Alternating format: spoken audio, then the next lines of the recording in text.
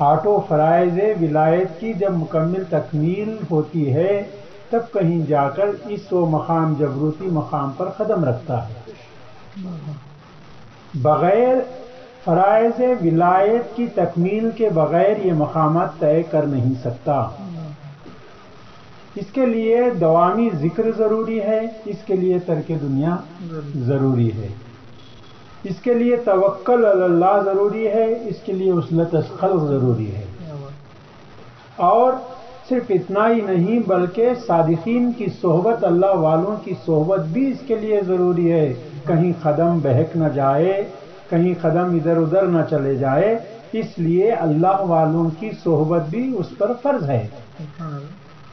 صادقین مرشد کامل کو کہتے ہیں، صادقین مرشد کامل کو کہتے ہیں، اور مرشد کامل کی صحبت فرض ہے بندگان خدا پر. اور مرشد کامل جو ہوتے ہیں وہ ڈھونڈنے سے ملتے ہیں، گھر بیٹھے نہیں ملتے. اس لیے قرآن شریف میں اللہ تبارک و تعالیٰ نے فرمایا کہ یا ایھا الذین آمنوا اتقوا اللہ وابتغوا الیہ وسیلہ. ایمان والو اللہ سے ڈرو، تلاش کرو، ڈھونڈو، پرکھو، نکلو، تلاش کرو میرے راستے میں ایک وسیلہ، اور وہ وسیلہ ہے مرشد کامل. وہ جو وسیلہ ہے جس کے ذریعے سے تم رب کو پا سکتے ہو، جس سے تم کو محمد الرسول اللہ صلی اللہ علیہ وسلم کی معرفت حاصل ہو سکتی ہے، جن سے تم کو ولایت مصطفیٰ کی معرفت ملتی ہے، وہ وسیلہ اصل میں مرشد کامل کا وسیلہ ہے. بغیر پیر اور مرشد کے تم خدا کو نہیں پا سکتے. جس کا پیر نہیں اس کا پیر شیطان ہے. اور جو بغیر پیر کے مر جاتا ہے وہ جاہلیت کی موت مرتا ہے. حدیث پاک میں اللہ کے حبیب صلی اللہ علیہ وسلم نے فرمایا. تو معلوم ہوا کہ اس راستے میں مرشد کامل کی بہت اہمیت ہے، بہت ضرورت ہے. میں اکیلا ہی پار کر جاؤں گا، یہ ظام ہے، یہ خیال خام ہے، یہ خیال خام ہے. یہ پہنچ نہیں سکتے. یہ ایک مرشد اور ایک رہبر، ایک پیر کامل کی ضرورت پڑتی ہے، اور وہ تلاش کرنے سے ملتا ہے، بلکہ گھر بیٹھے رہنے سے نہیں ملتا. اسے ہجرت کرنا پڑتا ہے، اسے ہجرت کرنا پڑتا ہے.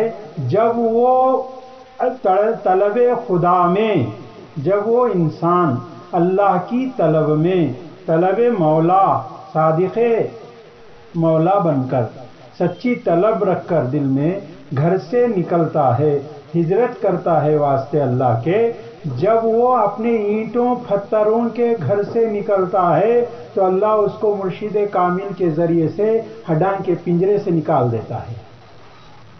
حقیقی ہجرت اس کو نصیب ہوتی ہے. ظاہری ہجرت تو یہ ہے جو اپنے آپ سے باہر نکالنے کا جو گر ہے وہ مرشد کامل سے مل جاتا ہے. گارے کے، اینٹوں کے، پتھروں کے مکان سے جب ہم دل میں ارادہ کر کے نکلتے ہیں تو یہ ہڈاں کے پنجرے سے، اپنے خودی سے جو حقیقی ہجرت ہے اس سے نکالنے کا ذریعہ پیر کامل، مرشد کامل کی جو ہے تصوف سے، ان کے ذریعے سے ہم جو ہے وہاں کی منزل کو پار کر سکتے ہیں.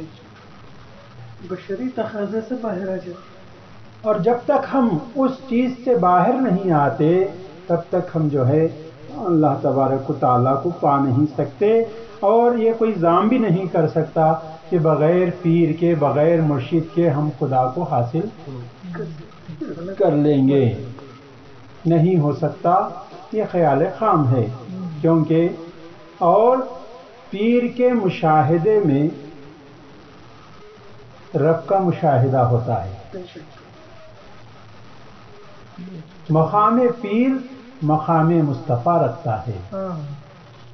پیر کا جلوہ مصطفیٰ کا جلوہ ہے، مصطفیٰ کا جلوہ خدا کا جلوہ ہے. پیر کا جلوہ مصطفیٰ کا جلوہ ہے، مصطفیٰ کا جلوہ خدا کا جلوہ ہے، اس لیے کہا گیا پیر راؤ ذات حق را ایک ندی، نہیں مریدو نہیں مریدو نہیں مرید، پیر با آیت بر طریق مصطفیٰ، پیر کو اللہ کی رب کی ذات سے الگ نہ سمجھ، پیر کو خدا کی ذات سے الگ سمجھے گا تو تو مرید نہیں، مرید نہیں۔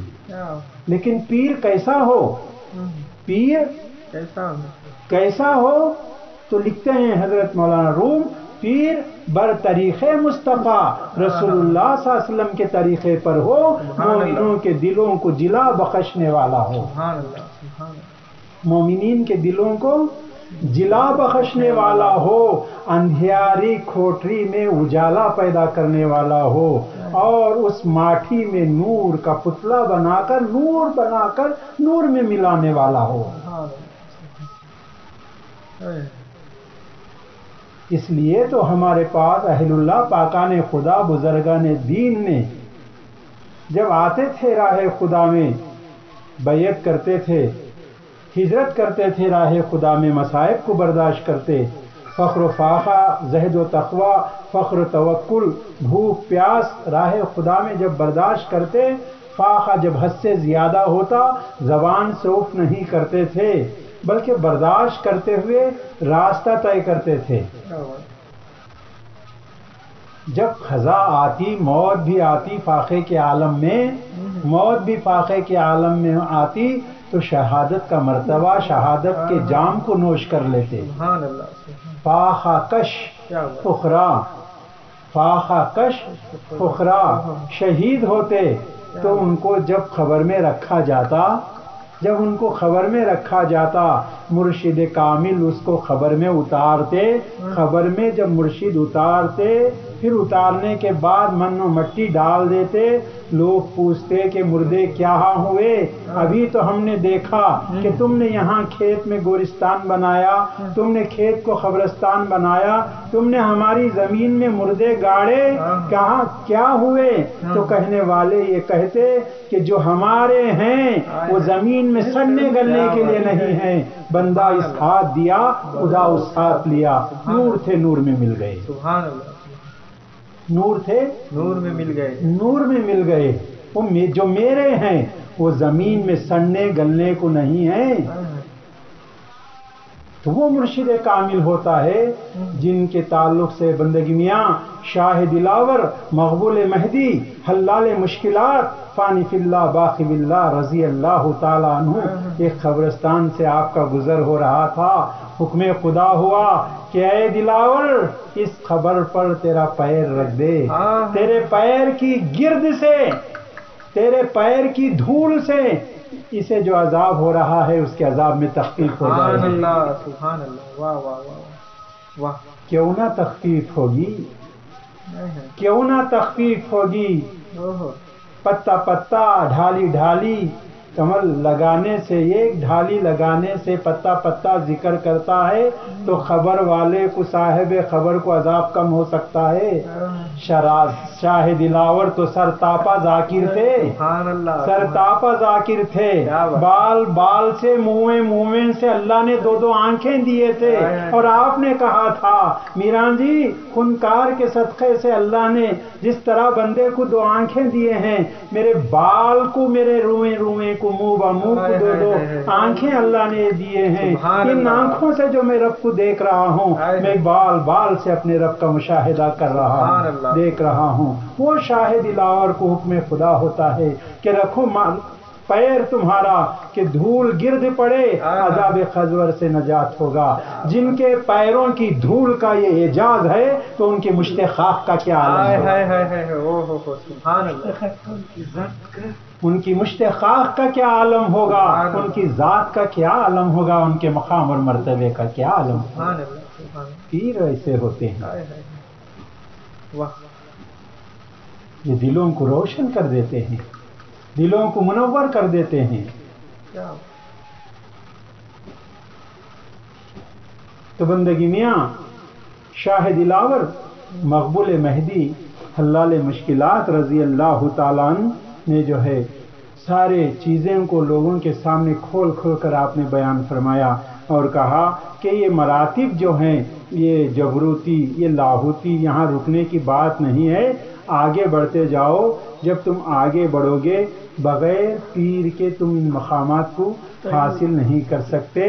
تمہارے لیے مقام چاہیے تو مرشد کامل کا ہونا ضروری ہے، پیر کا ہونا ضروری ہے، اور پیر سے عشق و محبت کا ہونا ضروری ہے.